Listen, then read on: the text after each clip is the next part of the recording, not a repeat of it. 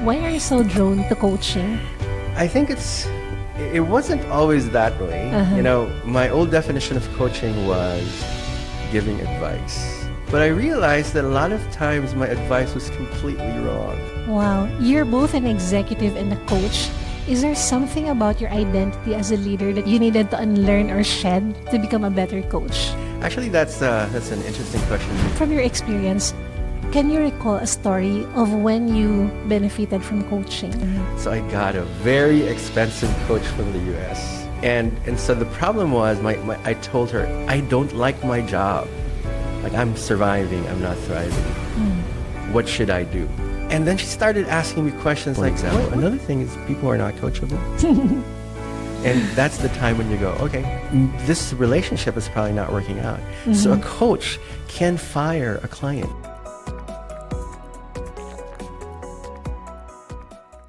Welcome to the Fearless Possibilities Leadership Podcast, where we explore powerful stories and insights from world-class leaders to help you unlock what's possible in your life and leadership. I'm Sha Nacino, speaker, author, and passionate believer in the power of human connection. Let's dive in. Yes, and I really like also, Arvy, that you are the past president of ICF Philippines. So I'm curious, what is ICF Philippines and who should join? So ICF is an international organization of coaches. It's the International Coaching Federation, and they are present in virtually all of the countries in the world. Now, the Philippines is a chapter, and every other country has its chapter. So who should join are coaches who are professionally trained and certified, because if you have that ICF seal, then people know that you really studied to be a coach. Wow, you're both an executive and a coach. Is there something about your identity as a leader that you needed to unlearn or shed to become a better coach? Actually, that's an interesting question, because it's the struggle that most executive coaches undergo. Typically, as a leader, they're used to giving orders, telling people what to do. But in a coaching session, like, I have no idea what your world is like, and I don't know what you're going through. If I try to give you advice, or if I try to come from a point of view where I know better, then that is not going to result in a good coaching session. So any coach, for that matter, has to give up that instinct to tell people what to do and just let whatever needs to arise in the conversation. How important is listening as a skill for a coach? It probably is very foundational, Sha. And, you know, like, if I could tell you a story, like the first time I heard a coach listen to a person, I go, like, how did you pick that from the conversation? Like, I didn't even hear the person say that. And I realized that listening is both an art and a science. As an art, some people listen very well because they were born with it. But as a skill, it's also something that every coach has to learn. And coaching schools teach that, like how to listen to someone intently. Amazing. And from my experience as well, I've hired a lot of coaches and I've had a lot of coaches. Those that were the most effective for me were the coaches who really listened and I felt seen versus the coaches who told me what to do. Absolutely, yeah. So from your experience, does every leader have to be a coach? Do they have to be a coach? What are the mindsets or skills, or maybe what are the blind spots that could prevent a leader from becoming a good coach? I think the main blind spot, is when a leader thinks that they know everything, including what's best for other people. You know, I heard a definition before of evil. Evil is trying to force your own ideas onto other people. And if as a leader, if I am so self-centered and so full of myself that I try to tell people what's best for them, then I will not be effective as a leader. So going back to your question, like, should they learn how to coach? Absolutely. I think every leader should, at the very least, know how to listen and to ask the right questions. So is it more of a skill, or is it the way of being? Oh, that's an interesting question. Or a tool or a way of being, yeah. I think it's both. First of all, as a tool, they should know the tools, you know, like mirroring, asking questions, and drawing the essence of what people are saying, like not just what you're saying, but also what you're not saying. I think that's the tool part of it. as a way of being, the way of being is so much deeper. And as a matter of fact, a lot of people have never heard of way of being. So way of being is the kind of energy that you embody, like who you are, not just what you do. Because what you do, I can teach you what to do as a coach. But who you are as a person, that probably takes a lot of years of experience. Like, what have you done in the past? Like, how do you envision yourself in the future? You know, the past, the present, and the future collide in one single moment of way of being as you coach. What are some of the most common misconceptions about coaching? Okay, very good. So we have coaching 1.0 rather, which is sports coaching. Sports coaching is, you know, like a sports coach telling people what to do, barking orders in the middle of a game. But somewhere along the way, coaching has evolved into moving away from giving orders to actually asking questions. So coaching now, like the official definition of coaching is partnering with a client such that you maximize their personal and professional potential. And you're a thinking partner in a way. I don't think for you, you think for yourself. I simply ask you questions. And if you do that and the realizations comes from the client, the sense of ownership is much more stronger, right? Absolutely. Versus you just downloaded information to the person. Absolutely, yeah. Why are you so drawn to coaching? I think it wasn't always that way. You know, my old definition of coaching was giving advice. But I realized that a lot of times my advice was completely wrong. You know, if I could tell you a story, you know, there was a supervisor, and he was so pissed. He was so annoyed that one of his team members was always late going to work. So what he did was, you know, you should buy several alarm clocks. You should ask someone to wake you up. And then the person said, but I've tried all of those things and none of them worked. And then he asked this question, so could you walk me through your typical day that leads to you being late? And then the person said, oh, you know, I live in that part of the country where there's a fiesta every day. I end up going there and I end up getting drunk and I end up needing to sleep a lot, and that's why I'm late to work.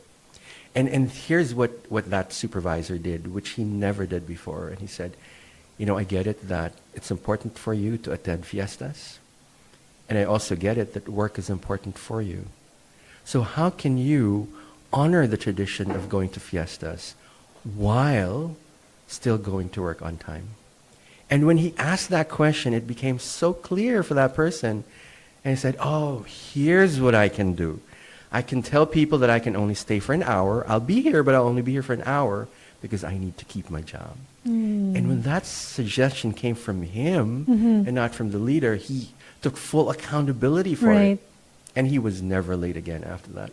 Amazing. And it's really different when the realization comes from you versus you feel like someone told you so. Absolutely. Yeah. From your experience, can you recall a story of when you benefited from coaching? Absolutely. So this is the first time I had a coach.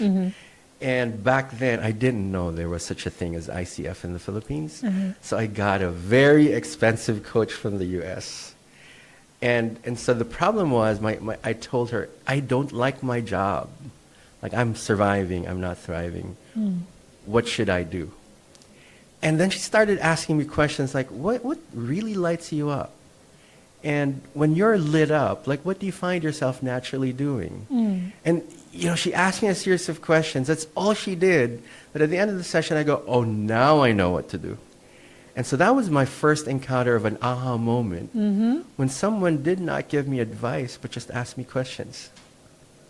How did you feel when she was asking you questions? That's a great question. How did I feel? Like, as she was asking more and more questions, I could feel the energy rising. Because before that, I was like, I don't know what to do anymore.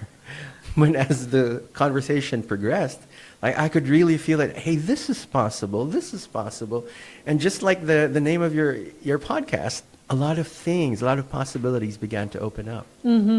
Yes. I feel that when people truly feel seen and heard, a lot of things could open up. And even the internal motivation can can rise from that person. Like for Absolutely. example, in your story a while ago, you said that, "Oh, I really don't know," and then as she kept on asking you questions, you suddenly had a series of little aha moments Absolutely. until you came to that point where Yeah. right. Yeah. So it built up. Absolutely. You're right. So, can you also share some stories of when you coached other people and they also benefited from your coaching? Okay, so I can think of one person in mind specifically. Uh-huh. She is in her mid-30s and she wants to have a baby. And she's tried several things but I think she had a miscarriage in the past. And so what I simply asked her was, what makes it so important for you to have a baby? And so she thought about that and she said, it is the fulfillment of her womanhood. Like, that's how she knows that she has truly lived out her experience as a woman. And then I asked her, so what's standing in the way of you having a baby? And then she talked about, how she likes to eat a lot. And somehow her appetite is in the way. And so now it's a choice. Do you give in to the temptation of the moment to eat that chocolate cake? Or do you do something that will help you to have a baby in the future? So now it's not a choice between chocolate cake or not. It's chocolate cake and a baby. And now this is so much heavier. And then she said, okay, now I know what to do. This is how I'm going to have a baby.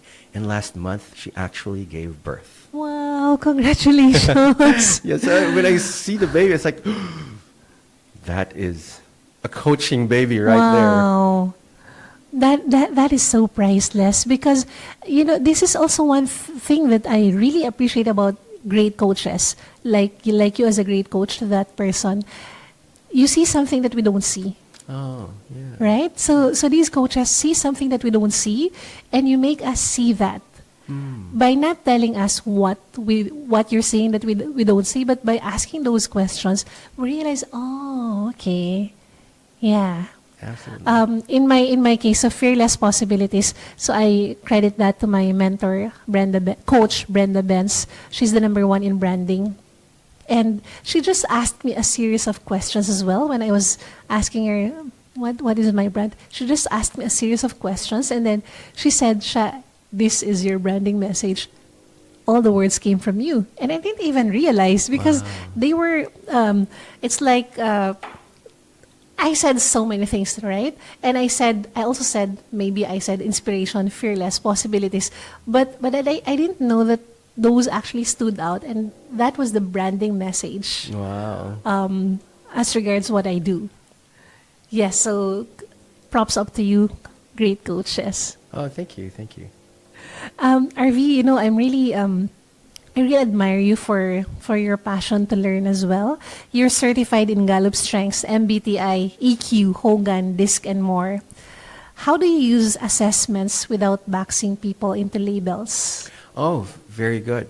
A lot of people take assessments online and then they go around walking with a label. And they go, I'm an ESTJ or I'm an INFP, and they're proud of it.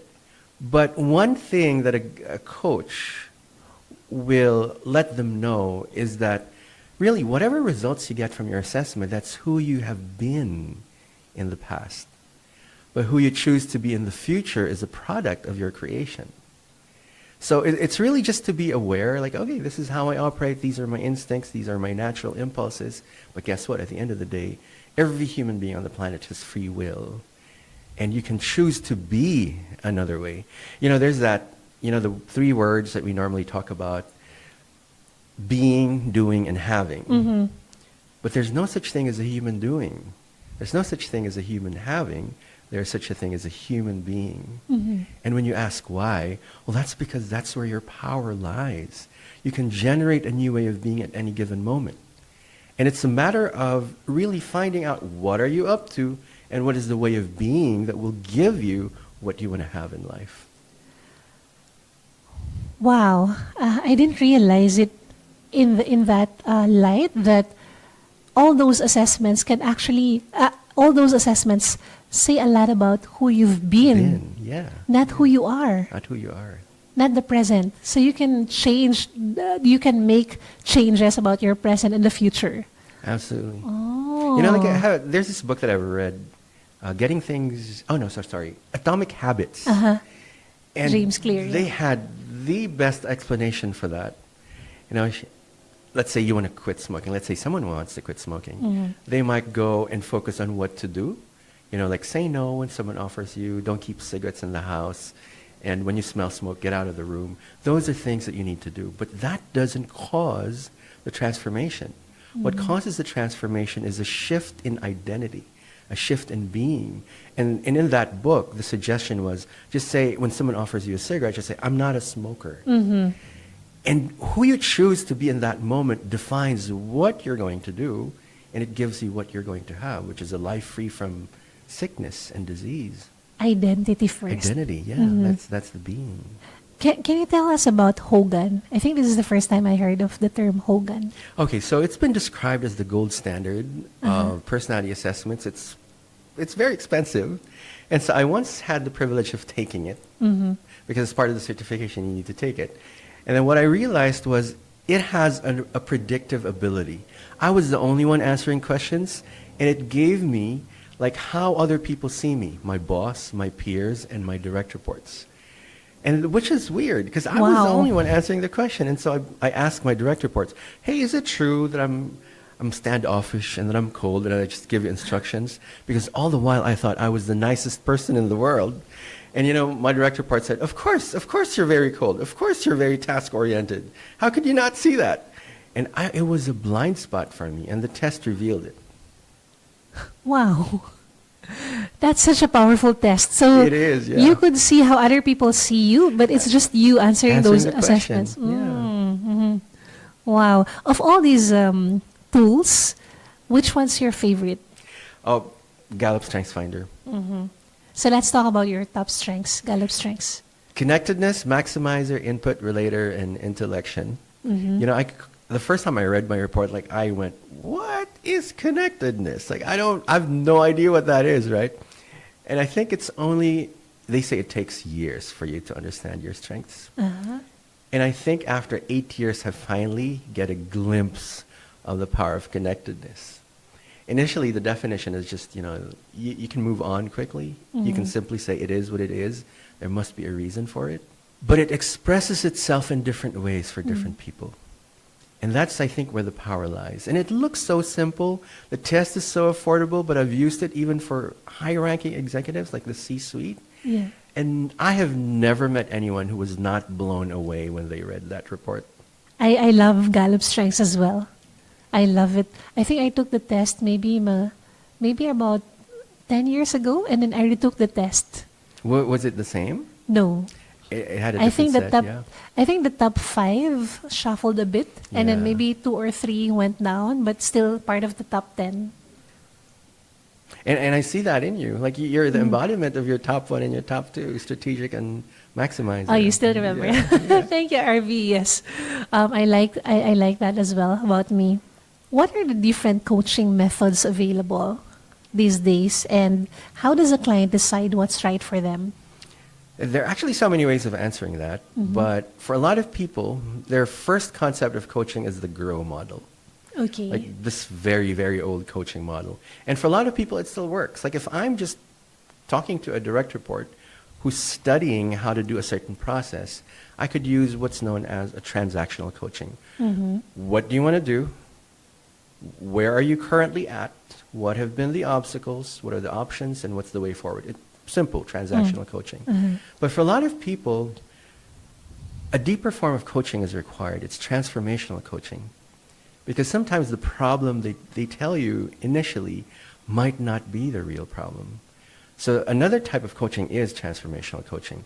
And so I guess it depends on what you want to accomplish, who you're talking to, and what the situation calls for.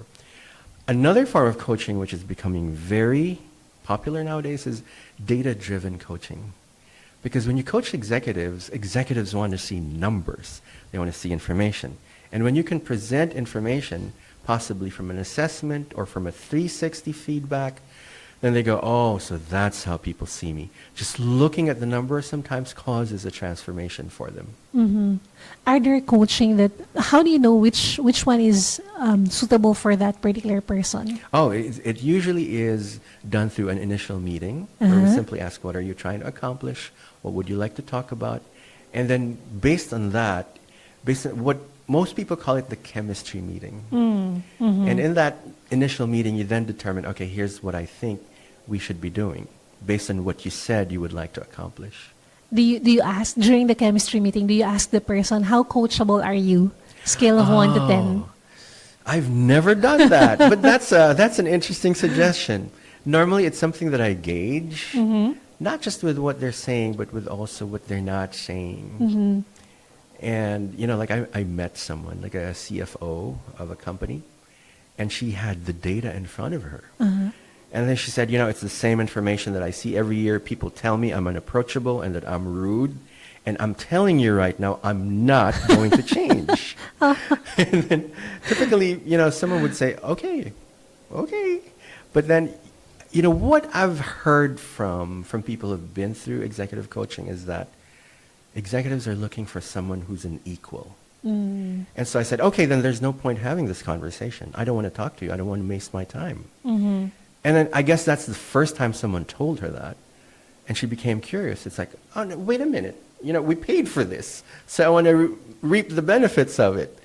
And then, we resorted to a lot of things. Eventually, we talked about an analogy. Like when you drive a car, there are times when you're stepping on the accelerator and you don't know that you're exceeding the speed limit.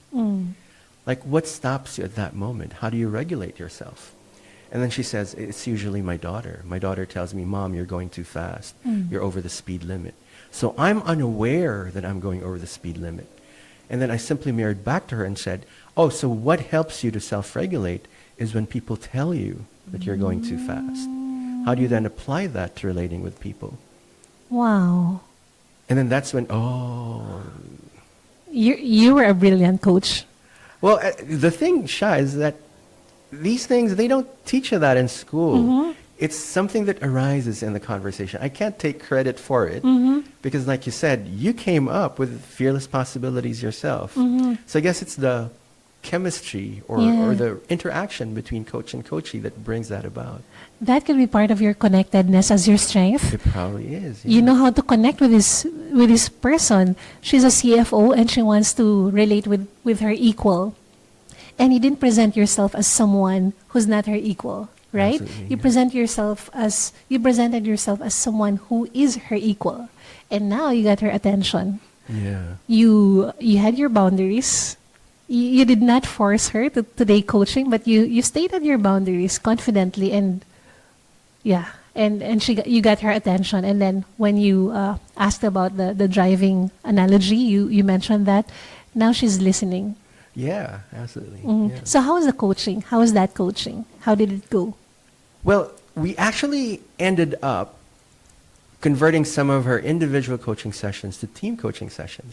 So that's way she can see how other people perceive her.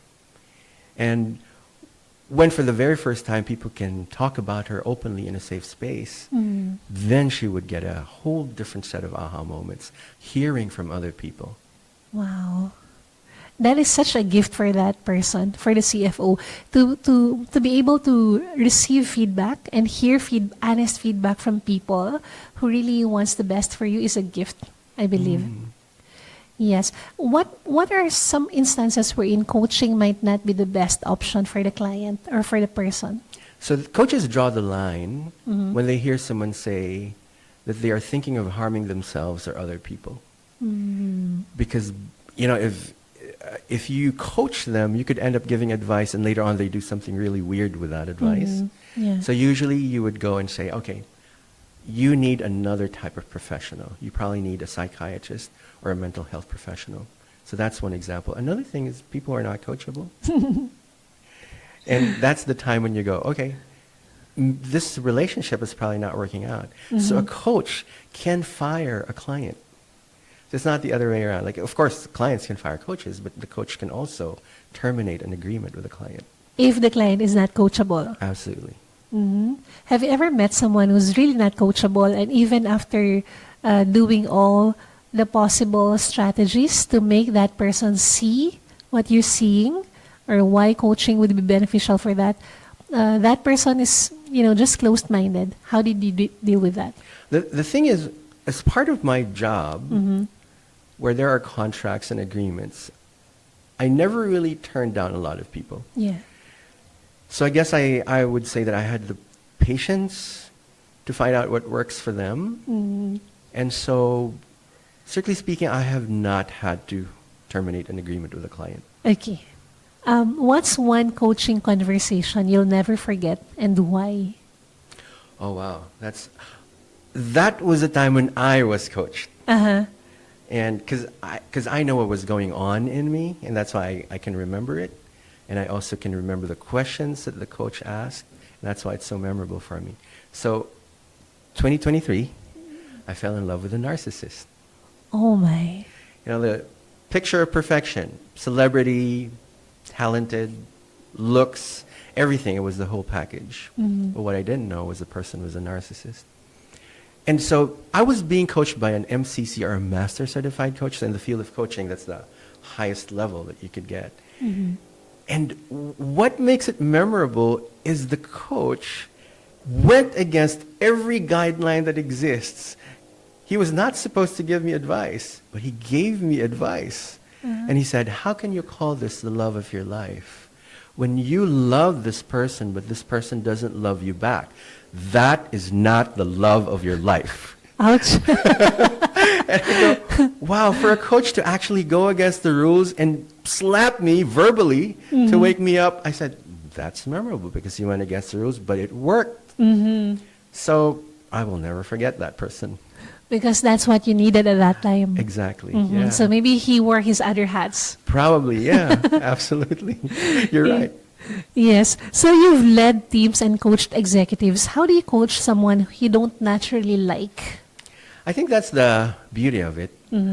Because when you don't like someone, chances are they also don't like you back. Oh. They can sense it. And so I can't really be direct with a person like that.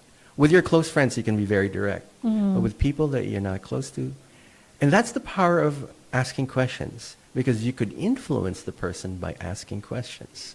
So I think it even works better when you don't like someone. Because now you're taking more effort to like that person.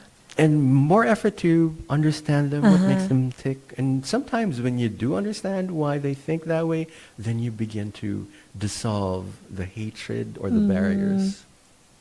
Amazing. I remember a story of one saint. I think it's a story of Saint Josemaria Escriva, wherein, I'm not sure if that's him, but they said, oh, is he your best friend? Or you're so nice to this person. But actually, this person hated that person. So he's exerting more effort to be good to that person. So he will begin to like that person.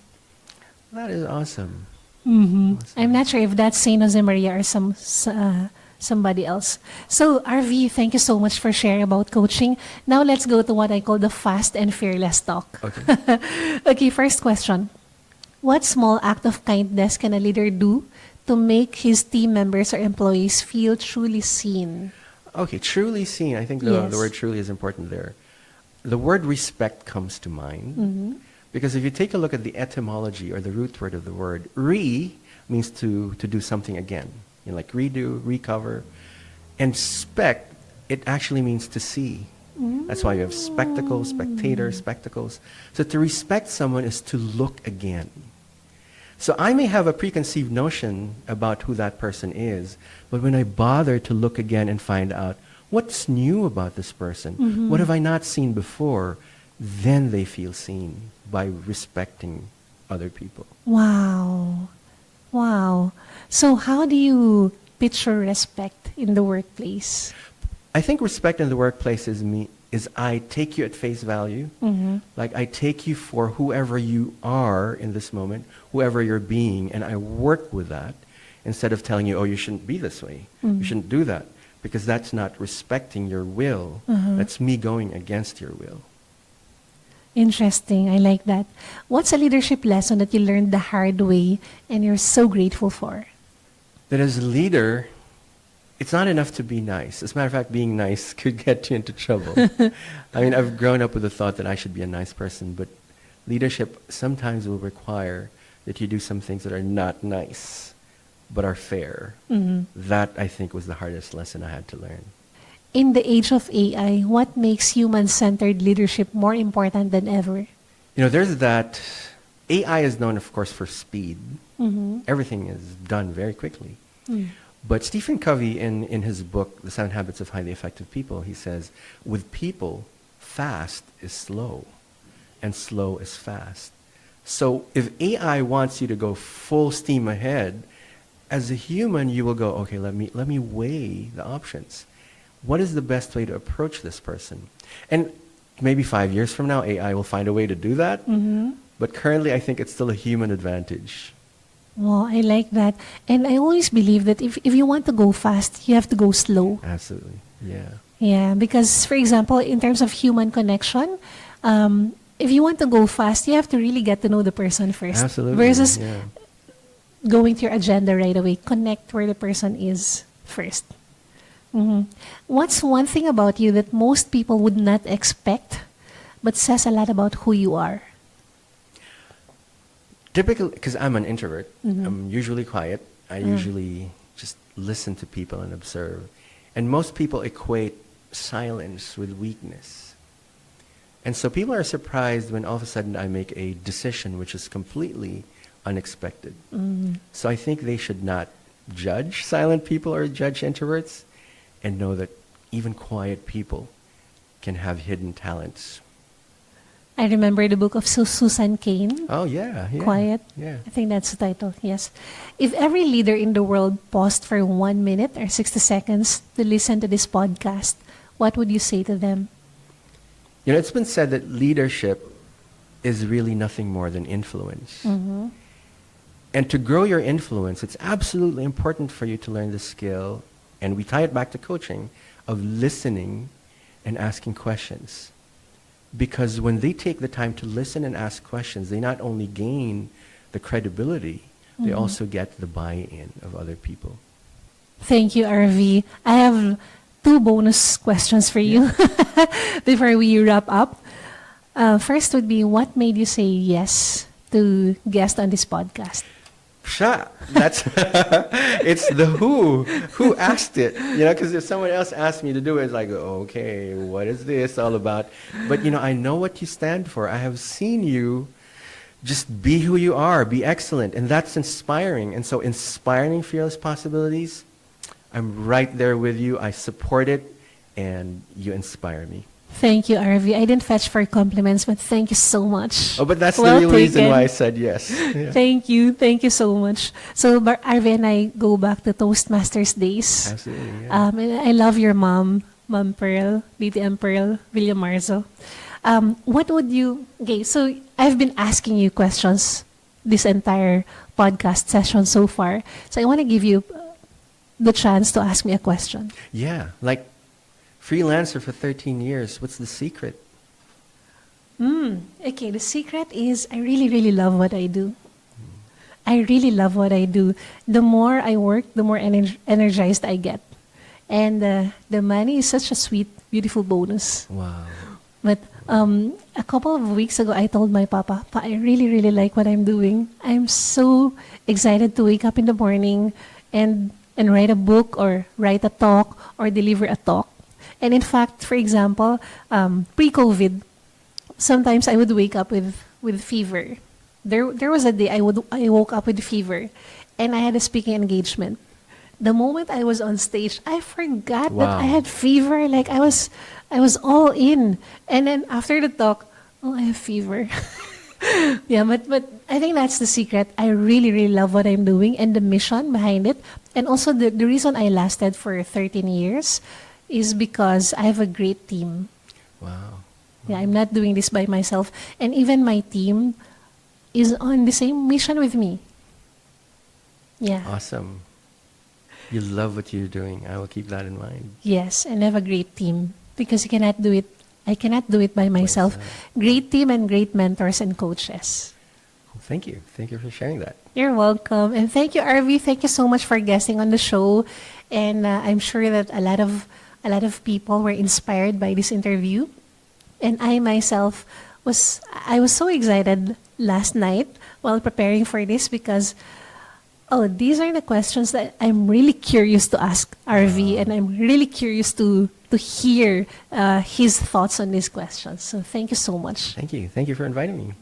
Thank you for tuning in to the Fearless Possibilities Leadership Podcast. If you enjoyed this episode, I have a small favor to ask.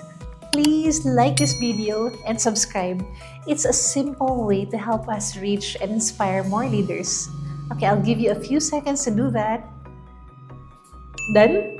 Alright, thank you so much. Again, this is Sha Nacino. Stay human and keep unlocking possibilities. See you in our next episode.